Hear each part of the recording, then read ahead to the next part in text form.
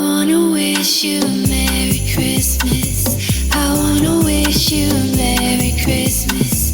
I wanna wish you a Merry Christmas from the bottom of my heart.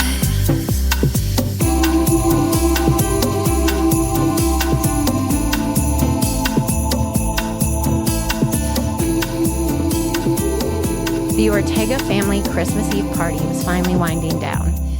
After playing a boisterous poker game for most of the evening, it was time for Joseph and Alicia's grown children and their families to head home. After all, it was 11:30 p.m., almost Christmas. As the large family began to gather in the front room to say their goodbyes, a knock on the front door cut through the air. In response to the surprise sound, a very excited 8-year-old girl named Katrina ran to the door. As the young girl flew open the door, she excitedly squealed, "Santa!" Standing in front of her was a man, dressed from head to toe in a Santa costume, and this man brought with him a present. The smile on Katrina's face was not there for long. From his red, white-trimmed coat, the man pulled a 9mm gun and shot the girl in the face. By the time the imposter Santa Claus, a man named Bruce Pardo, drove away from the scene, he left in his wake 9 members of the Ortega family dead, 3 injured, and 13 children orphaned. The large brick home was engulfed in flames, making December 24th, 2008, a real Nightmare Before Christmas. Holy shit. That's quite an intro. Before Christmas. I mean, we could just, Oof. drink and talk about what you just said. That's, you don't even need to tell the rest of the story. That alone is quite a story. And I was not ready for that. I am Jason. This is Katie. This is Perfectly Paired With. We are true crime podcast, obviously. If you didn't know. We're a married couple, and I love true crime, and he endures it. I drink while she tells me. We drink together. Yes. Yeah. So we've got another Christmas podcast, and that just knocked it out of the park. I can tell. You've been excited about this one. I can't believe that this happened in 2008, and I wasn't aware of it until very, very recently. Like, what's the location? California. Just outside of LA. And the fact that wow, I don't remember it being big news. No, I've never heard this. It sounds like the beginning. I mean, what you just said sounds like the beginning of a movie. Yeah.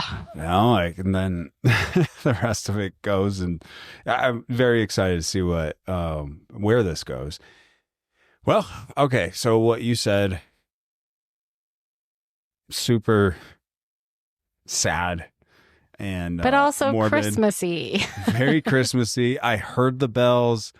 It played out like a movie for me, a Christmas movie, and I am very excited to see where this movie takes us. It sounds like it's perfectly paired with eggnog. Oh, yes. So eggnog is one of our go-to holiday every year drinks. And we haven't had it yet, which Not we yet. usually will have our first eggnog and whiskey in November. Like around Thanksgiving. Yeah. Like it's very much a seasonal staple, and we just... I think weather's been weird That's here the in problem. Colorado. In Colorado, it was and 65 degrees today. It's Like just- we needed a pina colada, not an eggnog. Yeah. I was sweating a ton today because, running errands and stuff. And I'm like, why am I sweating? And then I look down at the dash on the car. I'm like, oh, it's 65 degrees outside. No, it's ridiculous. Let's crack a window open. It's been mild around here from 50s plus, but 65 is another. No, it's been thing. absurd. Yeah. Colorado, get your act together. Yeah. It's not eggnog drinking weather. But this story, our podcast right now is Eggnog Drinking Story Time. For the listeners at home, both of us are wearing our football winter onesies. So we're in like flannel head to toe, drinking eggnog. And I can see through our like window blinds that the sun is still shining bright. Yeah. And we usually we'll get regular eggnog and just mix it with whiskey. Yeah. Or we'll do this other one. We do Evan Williams eggnog, which is, it's already got the whiskey in it. But it's very low in proof. You'd have to drink a bit of it to kind of feel it. And obviously eggnog is full of sugar. It's thick, it's filling. So we try and make, the one or two that we have. We also like to cut the thick of the eggnog with just a splash more bourbon because it is very. I wouldn't say a splash. I mean, we've always kind of done pretty close to a shot. I don't know why we wouldn't call that a splash. A shot? Yeah. Just splashes right in there. Be warned, those that know us that are listening, when Katie makes you a drink, splash, you're gonna your feel season will be merry and bright for sure. I didn't bring anything down to. Just put your pinky in there. All right.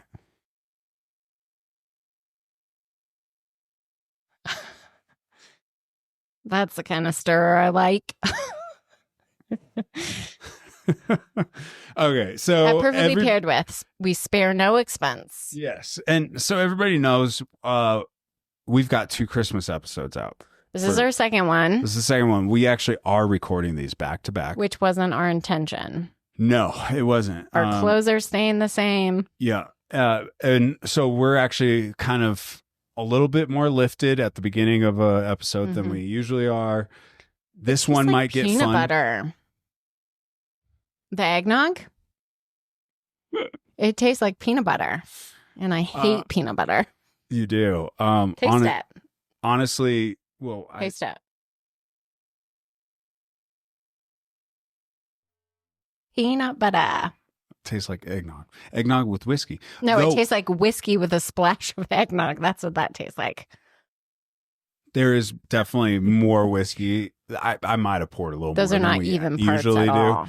Yeah, probably should. Do you want some more eggnog? Yeah, can you just hand me the eggnog? Here. Because I actually really like the way eggnog tastes.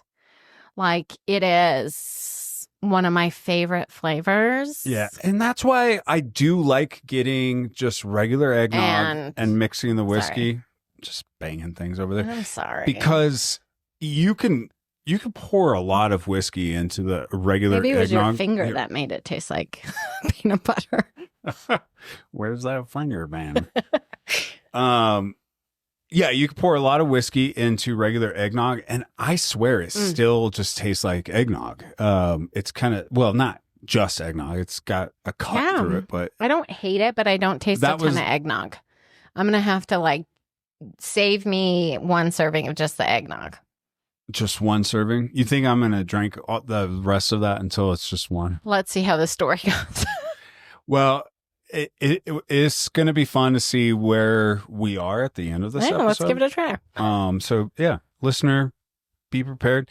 My wife, luckily, she does phenomenal research. She's a phenomenal storyteller, regardless of where we're at drinking wise. And she's really good at reining me in on going off on too many tangents, which he's giving me far too much credit. No, I'm not at all. So don't worry. Don't shut the podcast off. I gotcha. No. I'm telling the listeners, don't shut it off right now. I'm talking to them. Oh, I got them. Yeah. Yes. She's got me. I'm not going to go too crazy with too many tangents, even though I might want to at times. No. But I'm excited for this. It's a Christmas horror movie. I mean, oh, it absolutely is. Legit, you just wait. This guy, Santa Claus, just left a house, blood everywhere, all over him. This is exciting. I'm ready. So It's all on you. Well, a classic holiday drink like eggnog is perfectly paired with a story that just rings classic holiday nightmare. Bruce Pardo met Sylvia in 2004. She had been married twice before, and from those marriages, Sylvia had 3 children.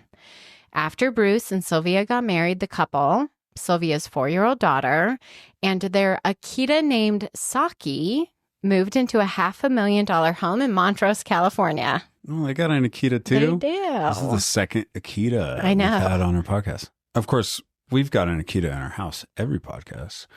His name is Romanowski. Well, he's not in our house because he'd be clacking around with his long nails. He's outside in our backyard. Now, Bruce worked as an engineer for ITT radar systems, and he made about $122,000 annually. Sylvia worked as an administrative assistant and contributed $31,000 to the family income. When asked by his friends, they would describe, his friends would describe Bruce as charming, generous, and fun-loving. He was someone who really, really enjoyed being the center of attention. For example, at his graduation from Cal State, he brought a blow-up doll that he carried on stage with him when his name was called. There we go, Brucey. Now, it was not wedded bliss for Bruce and Sylvia. After only a year of marriage, Sylvia felt that Bruce had become, in her words, cold and distant. Frequent arguments about money did not help the couple's marriage, and by March of 2007, the couple had separated.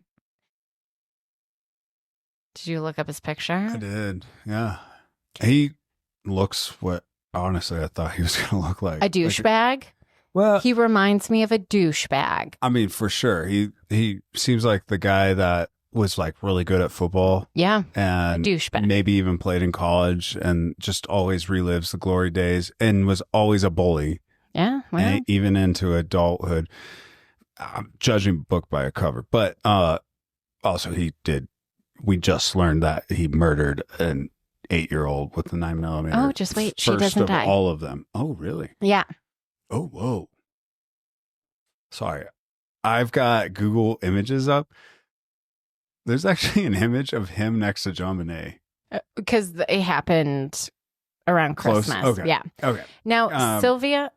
Wait, I was just going to say the other thing that I was thinking about his image.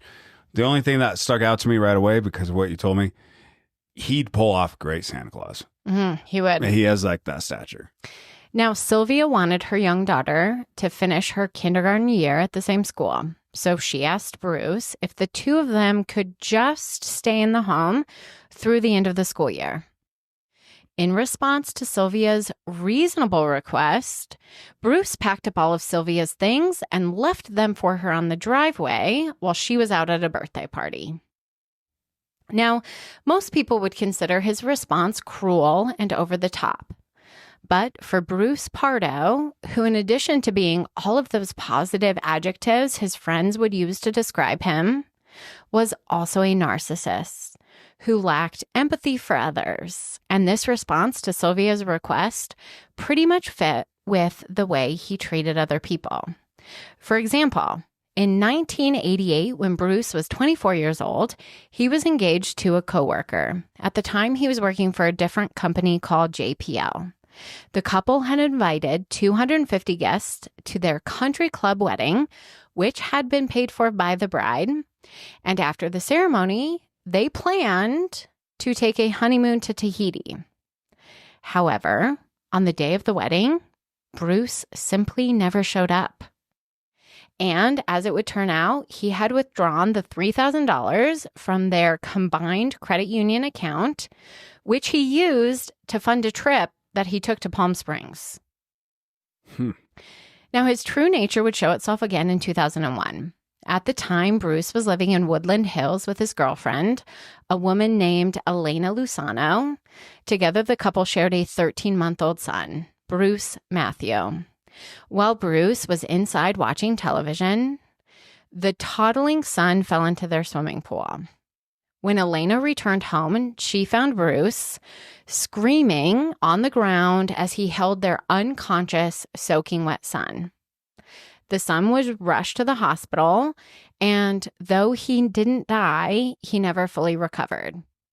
After the accident, the couple's relationship ended, and despite claiming his son as a dependent on his taxes every year, Bruce never saw his son again, nor did he ever financially support him, who, after nearly drowning, suffered significant brain damage and would live the rest of his life as a paraplegic. Jeez. He's a douchebag.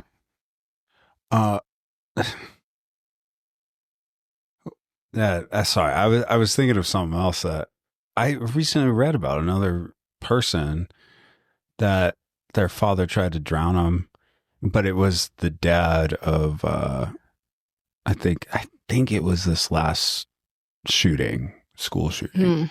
It's like the dad of that person. I think, I could be wrong.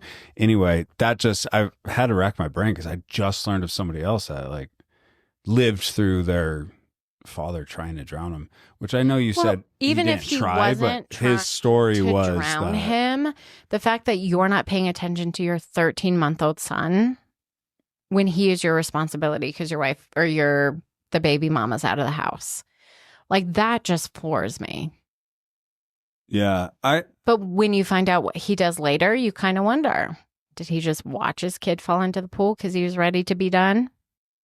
Yeah, I would And almost stage think, the entire thing when his baby mama comes home. You're holding them and screaming. That means you think they're dead. It's not like uncommon sense of how to like. Well, he's try and revive somebody who. He's also a was in very the intelligent pool for a person. second. Yeah, like He would know that you do chest compressions. Exactly. And mouth to mouth. Yeah. Well, you're not supposed to do mouth to mouth anymore, I don't think. I don't agree with your statement. I'm pretty sure. Go on. I'm going to You look look that up. So, separated, Bruce and Sylvia each hired their own divorce attorneys. Bruce hired a man named Stanley Silver, and Stanley Silver was under the impression that Bruce really wanted and expected reconciliation with Sylvia. Sylvia hired a man named Scott Nords, and she made it very clear to him that she was done with her marriage. In June of 2008, Bruce was ordered to pay Sylvia $1,785 a month in spousal support. The check for the first spousal payment bounced, and then on the second payment, Bruce issued a stop payment order. The following month, July, ITT fired Bruce. He had been billing clients for hours he wasn't actually working. And when Bruce tried to file an unemployment claim, it was subsequently denied because it was determined that the company had just cause for his termination. Right. Now, whether Bruce had a completely thought out plan in June or not, we will never know. But as early as June, Bruce seemed to be preparing for something. Now, Bruce purchased his first firearm in June, spending $999.95. Bruce bought a Sig Sauer. Now, California law prevented him from buying another gun for 30 days. Did you say 900?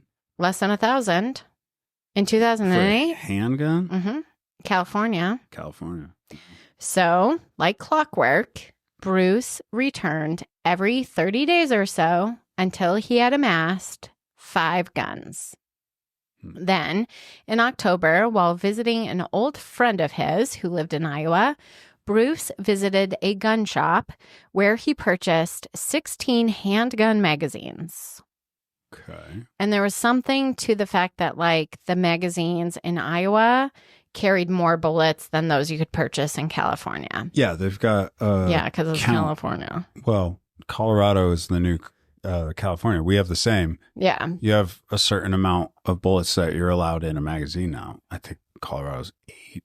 I think Something there like it was that now. 18. And I cut it because I was like, there's no way that there are places that sell magazines with less than 18 bullets. Like, to me, that's insane. Wait. If I'm... So in my research, even in my script, Yeah. I put the detail that in Iowa, the magazines carried 18 bullets. Yeah. And I was like, that seems so low. Nobody's going to believe that that's...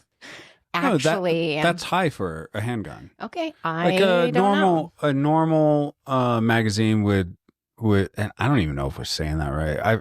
Clip magazine. Everybody wants to call it something different. And then gun enthusiasts, they are like, I think clip. You don't call it that, but the cool word is clip. My resource said magazine. Yeah, I think it is a magazine. But when I think of a magazine, I think of like a rifle. But it's probably the same because they're all guns. Yeah. Anyway, a handgun, like the most you kind of get out of like a regular size one, I think is like 11 or 12 is what you could fit in there. Colorado, somewhat recently, within the last 5 to 8 years, I think they shortened it to 8. You're not allowed more than 8. Thank you, Governor Polis. Yeah, I'm sure it started there. Just kidding. We're not. He's ruining our state. And it doesn't matter what side of the hell you're on. I mean, it's easy to see.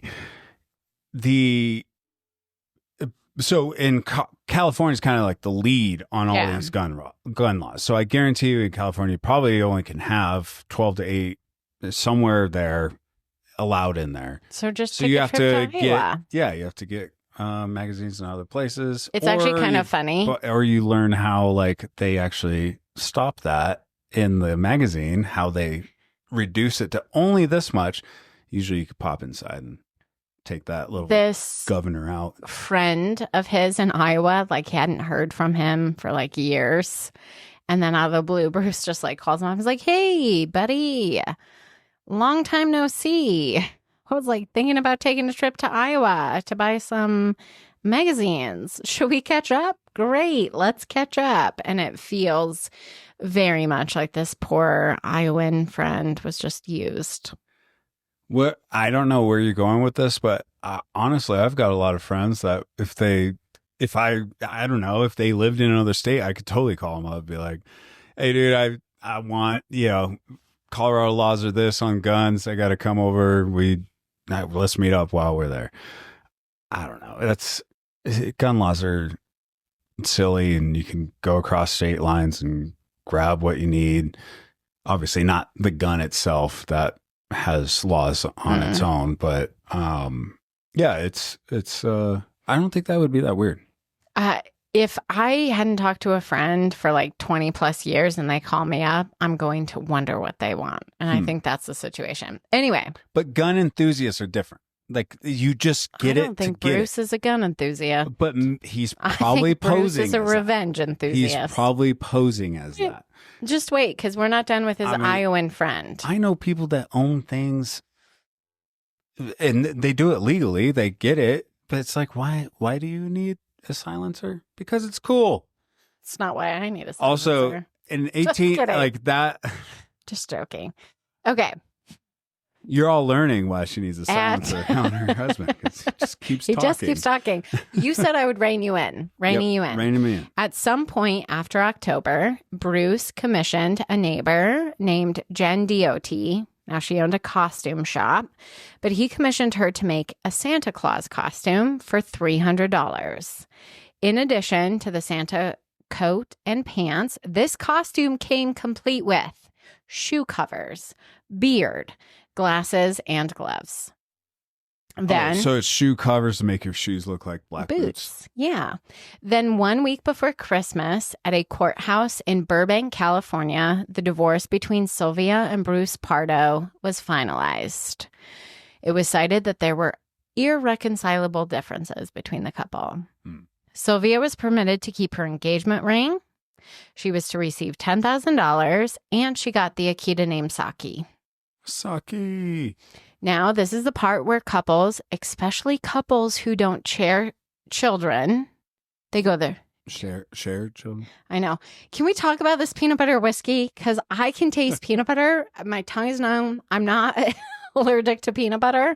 I think the tongue being numb is more of the eggnog. But the peanut butter, I think it's peanut butter. Evan Williams whiskey kind of has a peanut butter, but this is one of my favorite bourbons, and it's cheap and it's high in proof, but it's Evan Williams bottled and bond, and we've discussed on this podcast what bottle and bond means. it has to be made a certain way because Congress passed a bill. So it's a high proof, 100 proof, but it tastes so good. But its main flavor profile, It's peanut butter. in my opinion, is peanut butter across the board. So let's and I start love that. peanut butter, so I love it. Let's start that again. Now, sorry, Saki for an Akita is an amazing it name. really is because they're 'Cause they're Japanese dogs. Yeah. Okay. Now, this is the part where couples, especially couples who don't share children, go their separate ways. But something in Bruce, maybe it was his narcissism or the fact that this divorce was just the final straw in what was the utter disappointment from his unraveling life. Well, that prevented Bruce from just going his separate way. In fact, by this point, Bruce had plotted a plan, a complete plan to seek revenge against his ex-wife, Sylvia. Now, Bruce rented 2 vehicles from someplace called Rent a Wreck. Rent a Wreck? Yes. WRECK? Yes. One was a blue Dodge Caliber, and the other was a silver Toyota RAV4.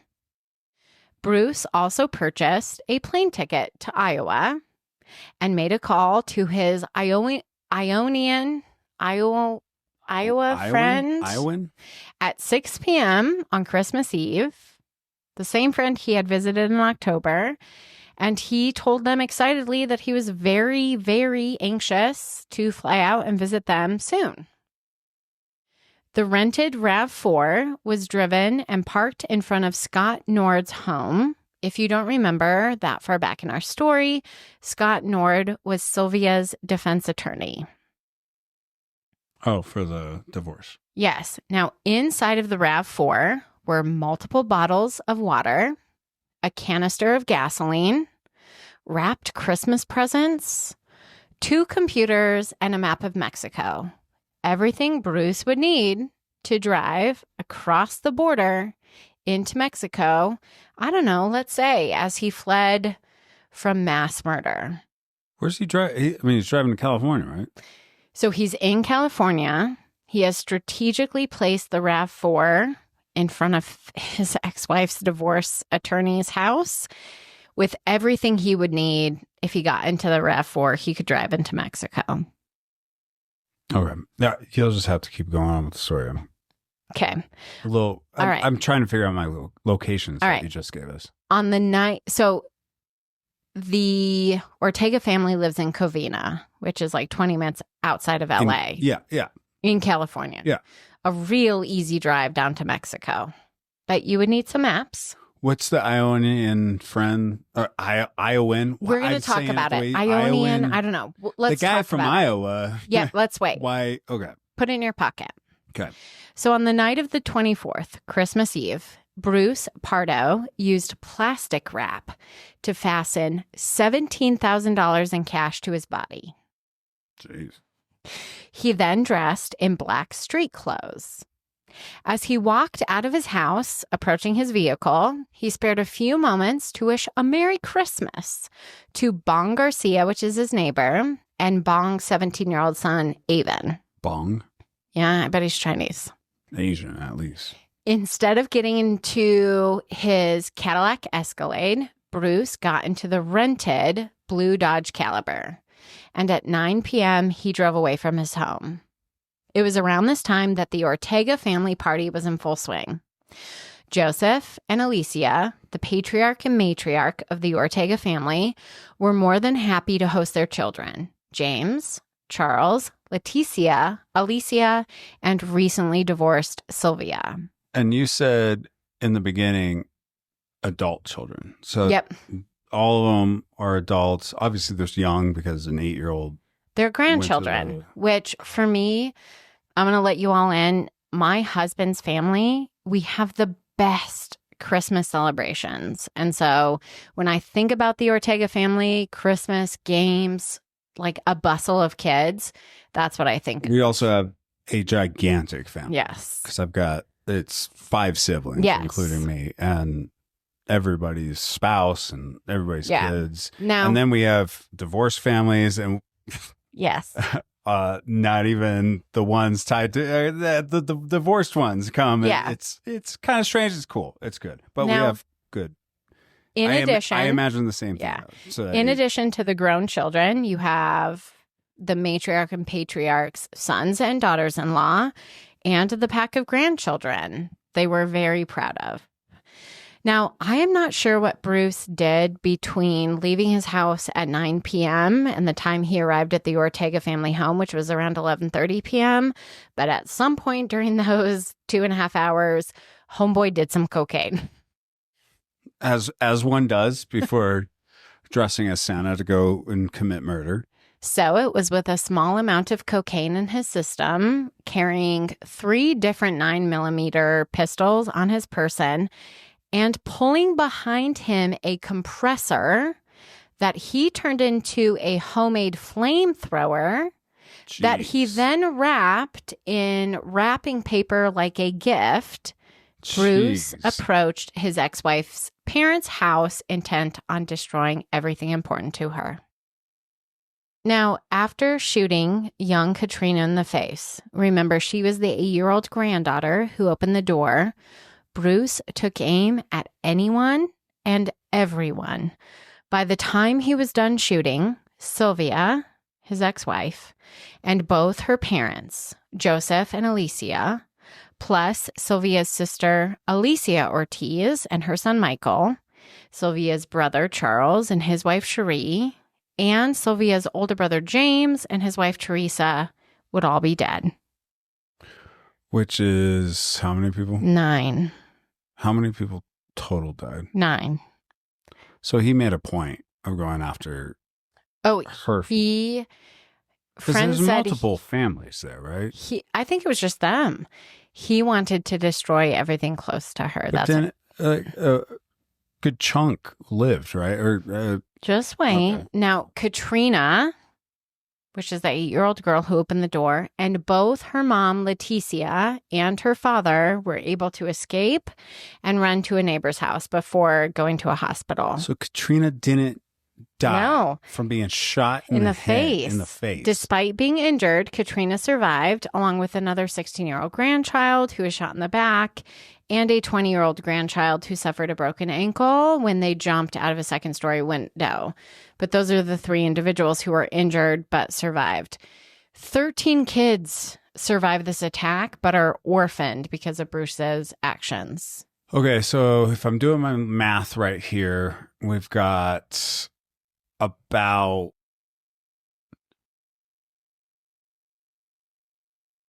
25 people there, including kids. Oh, I think there's a significant number. Yeah. Like 25 people there. To me, he's not discriminating on who he's shooting, except when it comes to Sylvia. No, she dies. Sylvia. Yeah, no. But Sylvia and her direct family. So he got the parents. He got, almost everybody direct to her. No, Leticia is Sylvia's sister. She's Katrina's mom. She's somehow able to get injured outside Katrina. Of Leticia, they're all dead. Yep. Everybody else. Now, what's interesting is Bruce's own mom had been invited to the Ortega family party that evening. She had literally grown to love Sylvia and Sylvia's kids as her own daughter and grandchildren. And had she attended, which she did not because she wound up feeling a little bit under the weather, people believe that Bruce wouldn't have hesitated for a minute in killing his own mom because he saw a level of betrayal in her even attending his ex-wife's holiday party. Yeah, for sure. Boy, it does sound just like, our family get together with my family. Yeah. My family's a little bit bigger, but this is incredibly insensitive. Well, then don't say it. But I do think we... Hold on. I'm going to take some peanut butter real quick. Does have a peanut butter taste. Okay, go. Because in America, this is where I live. I only know how it is here, but we do have mass shootings here and there. kind of often. We've got a lot to compare. You see a shooter go into an area where there's a lot of people and only so many die. This dude was incredibly efficient. Well, just wait, because not all of them might have died because of gunshot wounds. Really? After Bruce was out of bullets, the fire. his attack was not complete. Spraying 18 gallons of gasoline into the home, Bruce intended to light the house ablaze. Now, had his attack gone according to plan? From the Ortega home, investigators believed Bruce intended to drive to his wife's divorce attorney's home in order to kill him. And then after that murder, he could have either driven the RAV4 to Mexico, like the interior of the vehicle suggested, or he had that ticket to Iowa, which perhaps, depending on how many survived the Ortega family attack, he might have felt comfortable just flying to Iowa. Or maybe the plane ticket to Iowa was a distraction to keep investigators preoccupied while he drove to Mexico. Yeah, I bet. No one knows for sure because, unfortunately for Bruce, things did not go according to plan. As Bruce sprayed gasoline into the home, he had not accounted for any open fire or flame.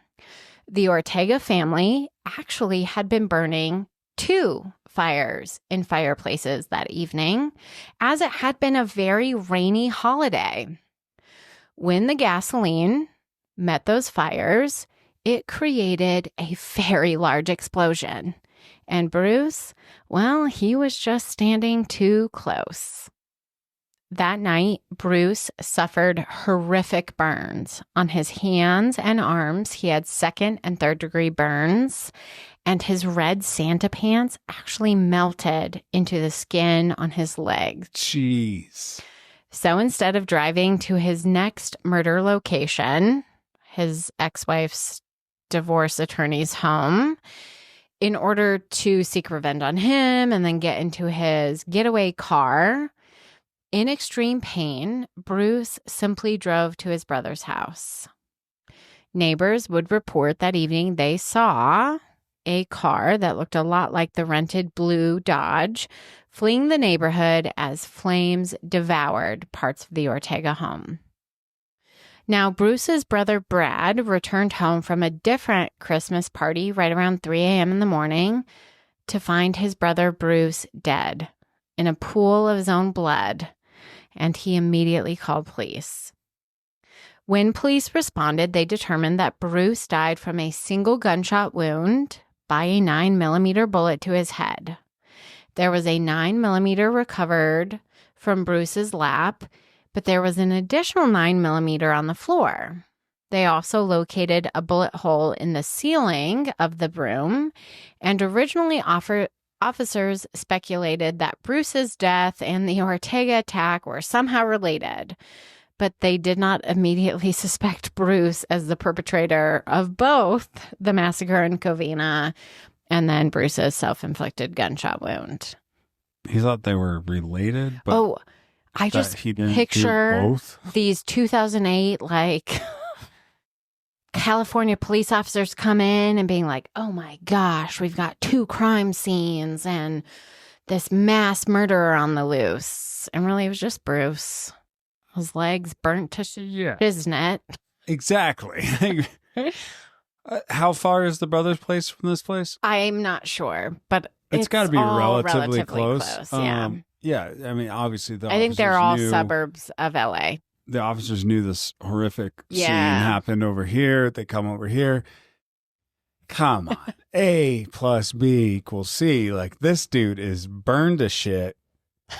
And then he kills himself. Fire. He kills himself.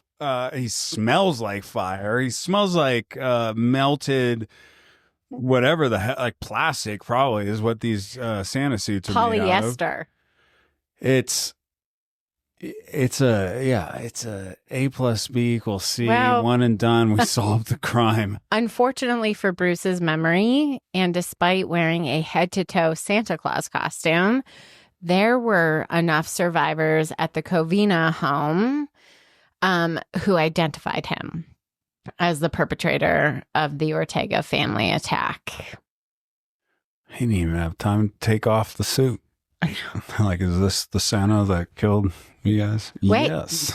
Now, if you thought Bruce Pardo's thirst for revenge would have been satiated with the murders and the total destruction of his ex-wife's entire family and what should have been the death of her divorce attorney, you clearly have not been paying attention.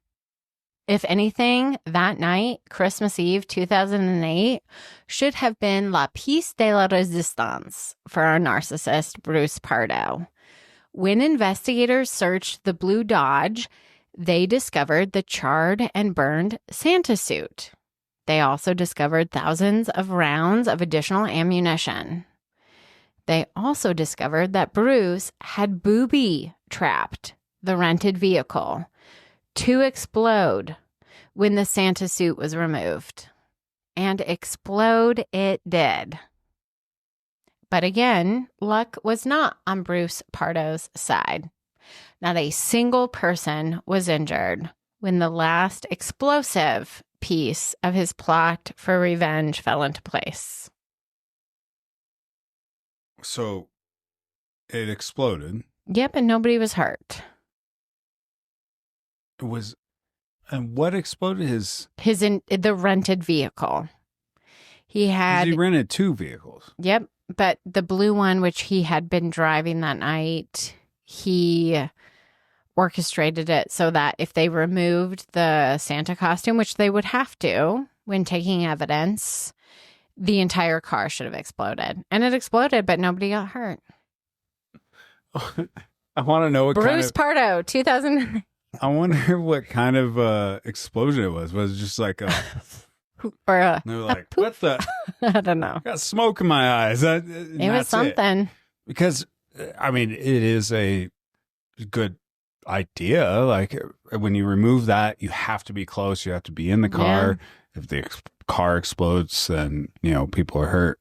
That's it. But my guess is that, like, I don't know, a smoke bomb went off, basically.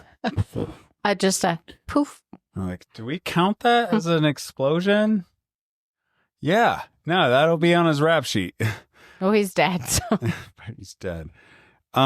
Geez Louise. So, man. All right. My thoughts go into, look, we know douchebags, we know narcissists, we know all that. Not very many people out there know anybody that would go this length to avenge his divorced marriage against his wife.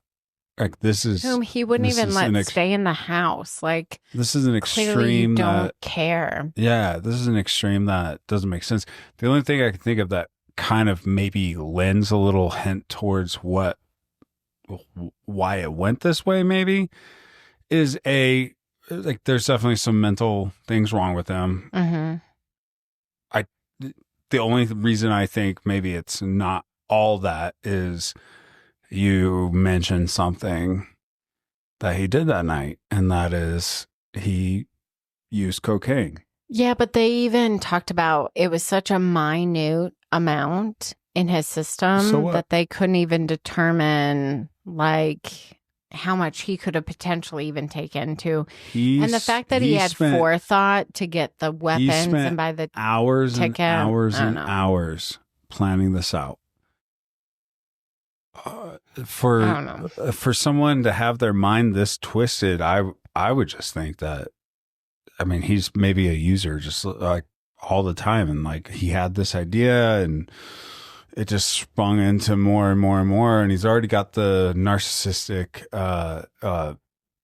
personality and complexity to like maybe put that forth, but without the use of some drug to spring it that far, it wouldn't have gone that far. And here he is using.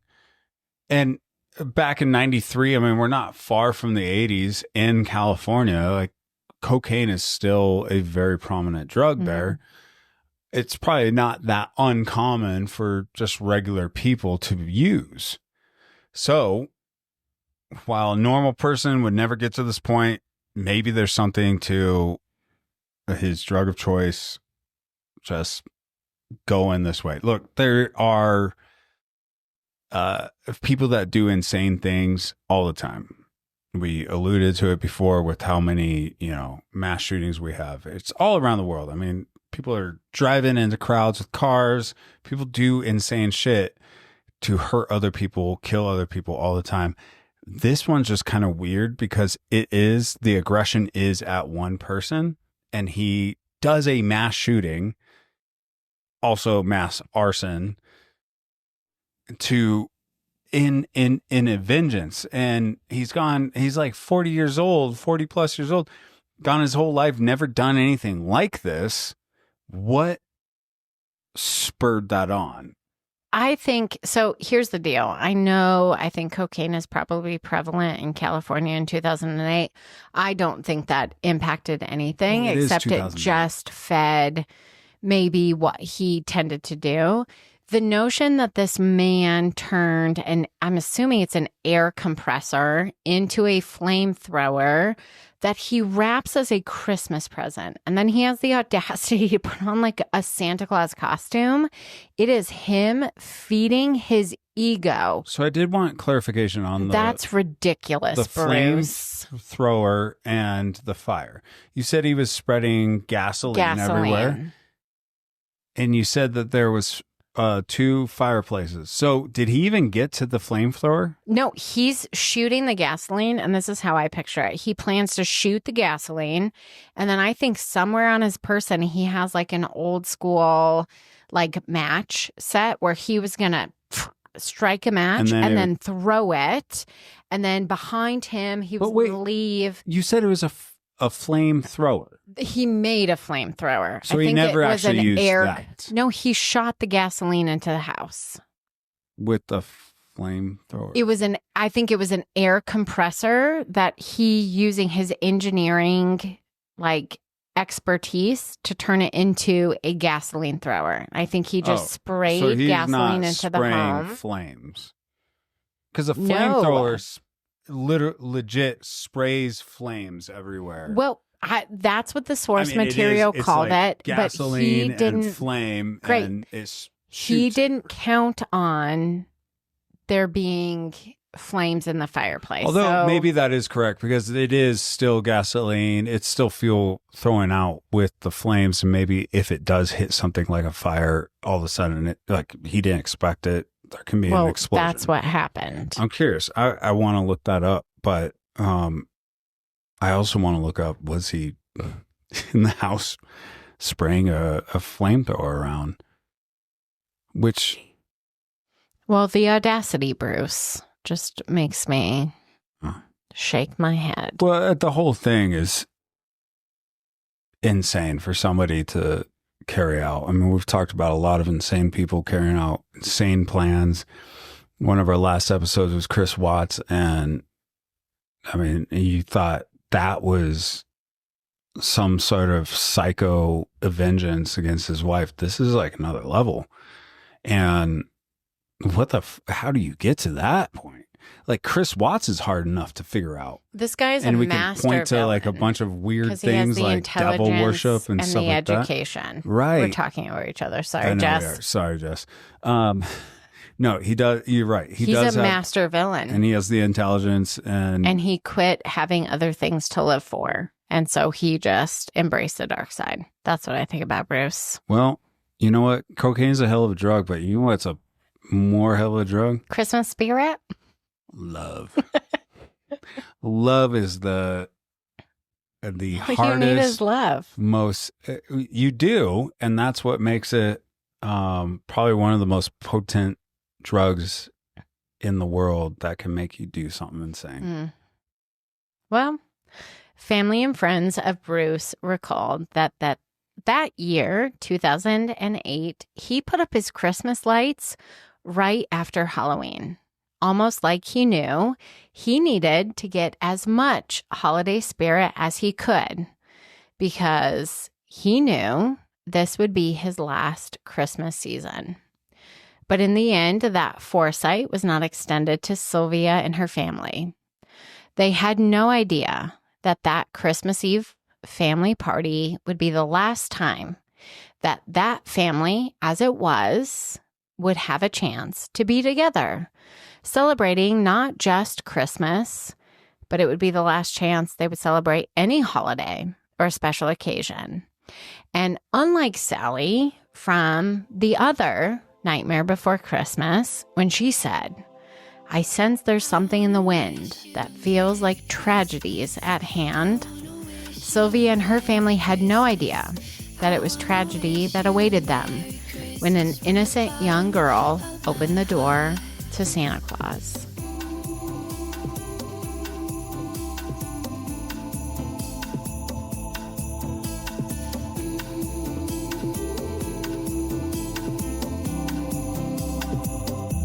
Feliz Navidad, Feliz Navidad, próspero año y felicidad. Feliz Navidad, Feliz Navidad, próspero año y felicidad. I wanna wish you a Merry Christmas. I wanna wish you a Merry Christmas. I wanna wish you a Merry Christmas from the bottom of my heart.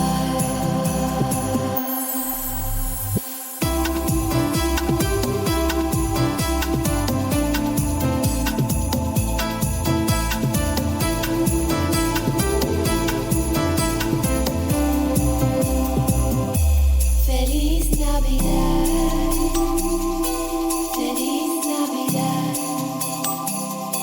próspero año y felicidad.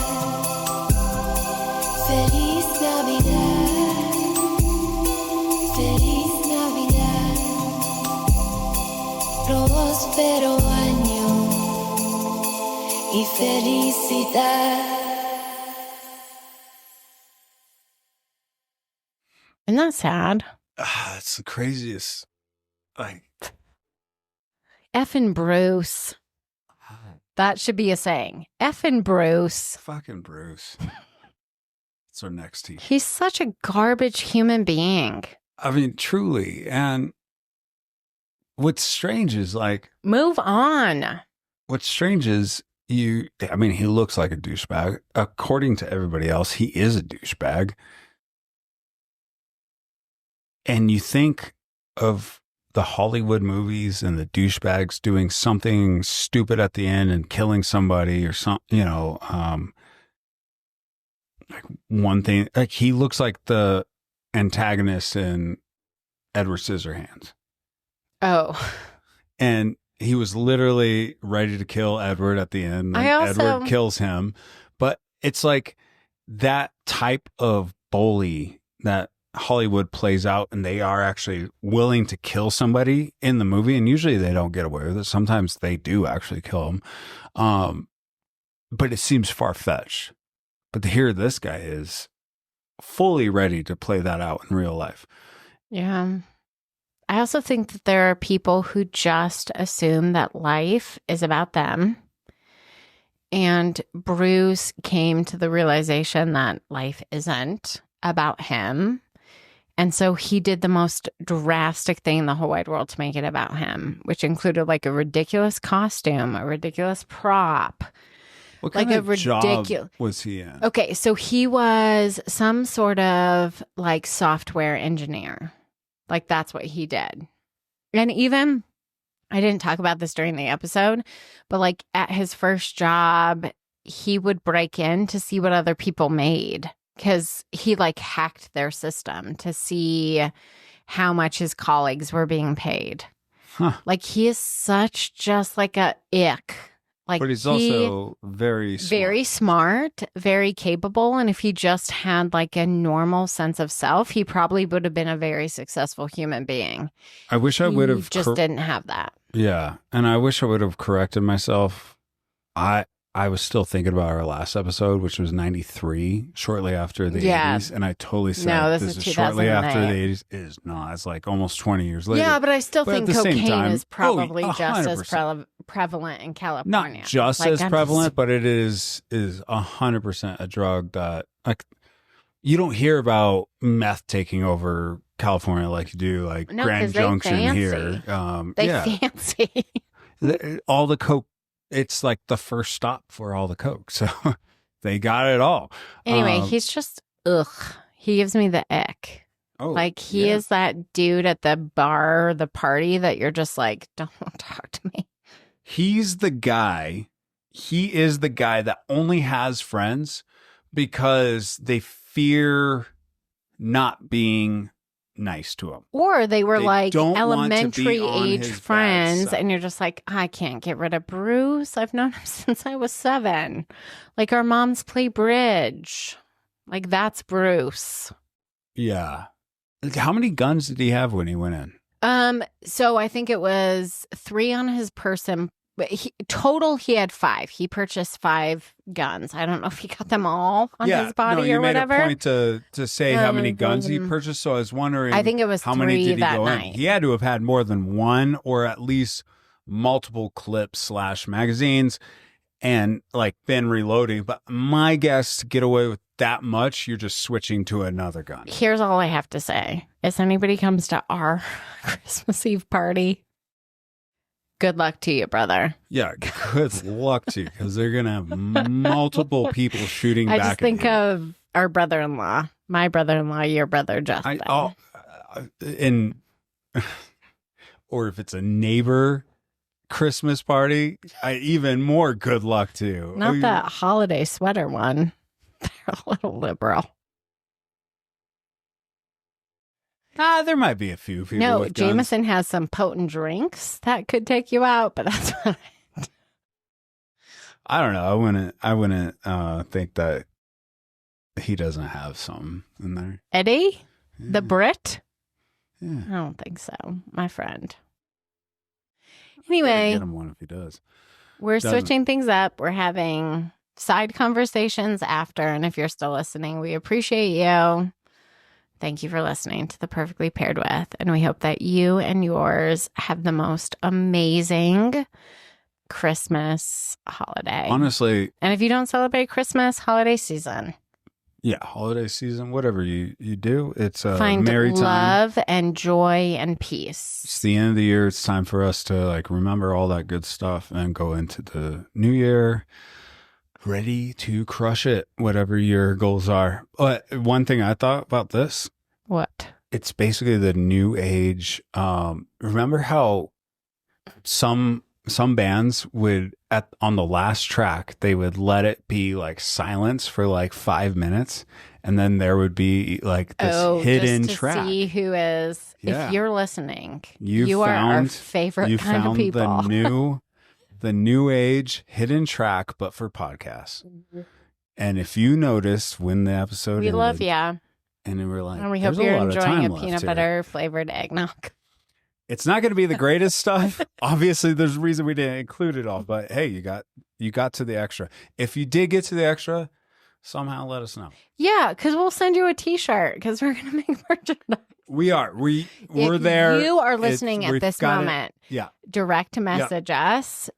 And you'll get peanut butter eggnog, and we will send you a T-shirt. Yeah, you'll get the. Oh, I can't wait. The sign. It's going to be a cool logo. We're working on it right now. It's there, but we'll send it to you. You'll be our motivation for free to have it done. If you're listening, for free. Happy Christmas. Happy Christmas. Merry Christmas. Happy Hanukkah. Kwanzaa.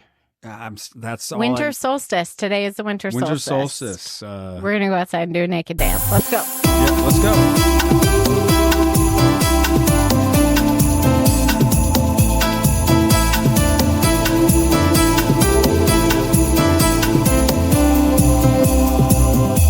Feliz Navidad. Feliz próspero año y felicidad. Feliz Navidad, feliz Navidad. Próspero año y felicidad.